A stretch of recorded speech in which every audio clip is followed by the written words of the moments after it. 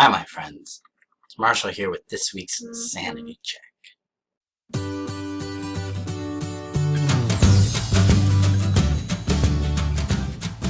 This week, I wanted to discuss what's going on. We just elected Donald Trump for president, and there's a lot of fear, understandably. Things are going to change. Things are going to get different. There is a teetering on the brink of hopelessness, though. And I don't think that that's necessarily warranted. Caution is warranted. Concern is absolutely warranted because we're dealing with a bona fide narcissist in Trump. But it's not over. We're in the middle. When I'm working with clients that are dealing with big shifts in our life, that's the phrase I use. We're in the middle. We've got to keep the course.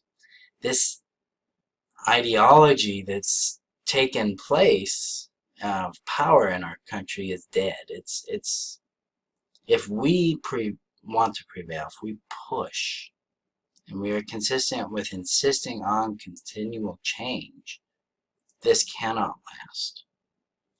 That's going to be disruptive. There's going to be a price to pay for sure. There's going to be consequences that we get to wrestle with and we have to deal with.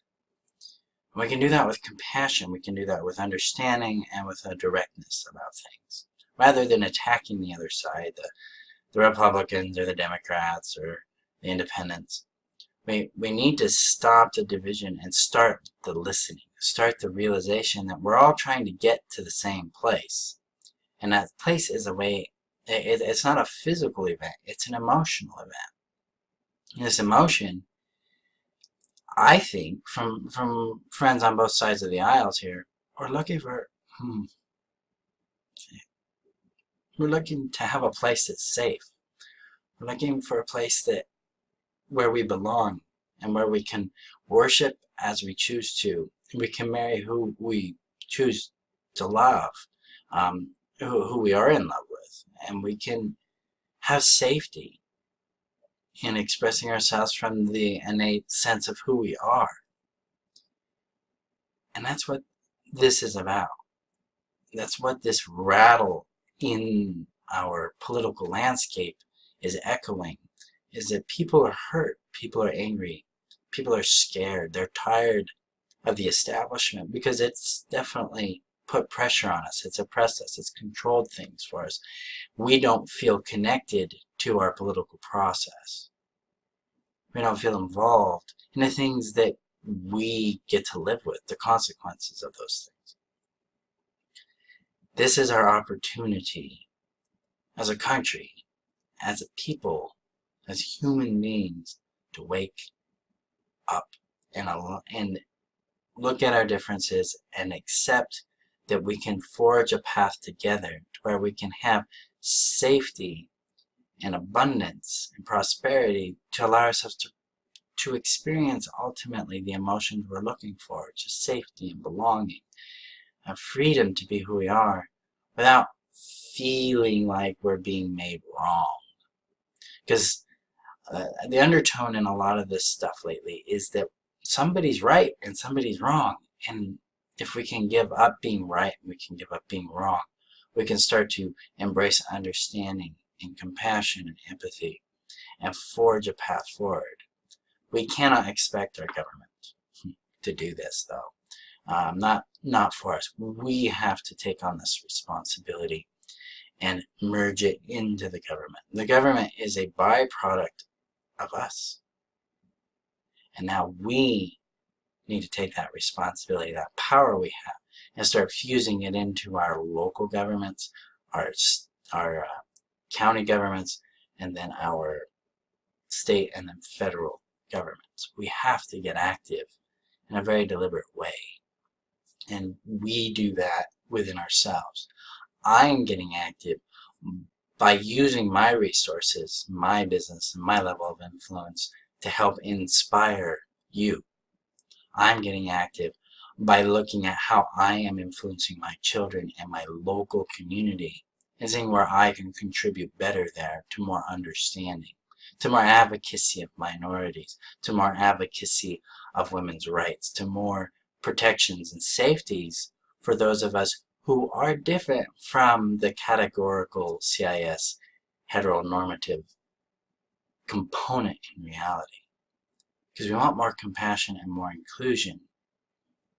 And that's essential to our future, especially if we're going to survive on this planet with the changes that are going on in place. And if we're going to thrive, we must have that.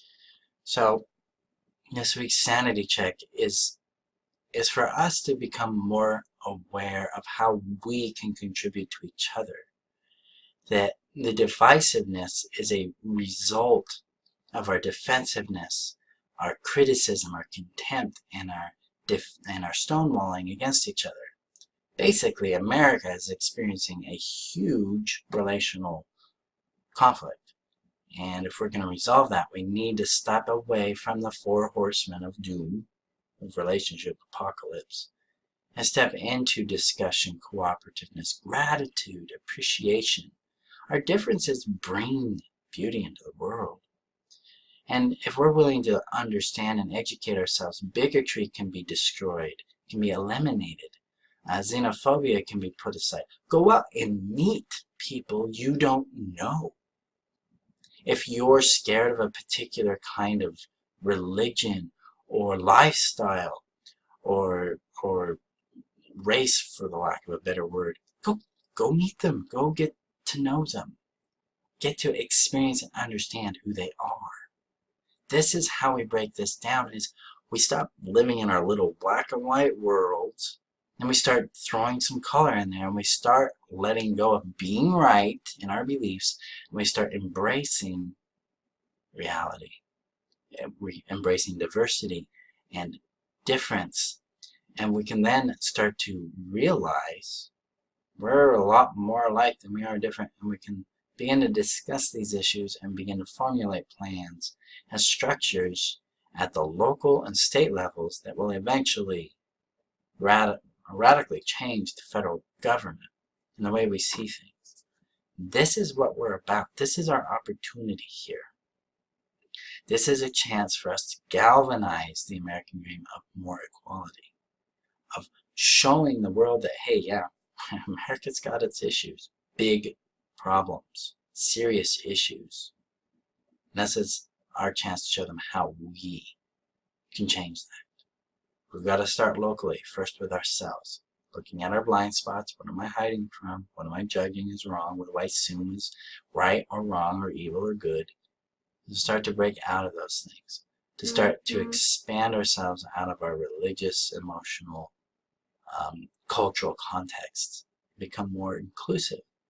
From there, we get more involved organically with our communities. We see that we do belong and that others belong, that we're really worth it. It's time. This is our opportunity now. And I believe we can do that. So I'm going to get out there and do this myself, because if I'm preaching it and not doing it, I'm a Donald Trump. I'm a hypocrite. So I invite you to share this video with people whom you think it can relate to, that's valuable to them. And I ask you to join me in getting out there.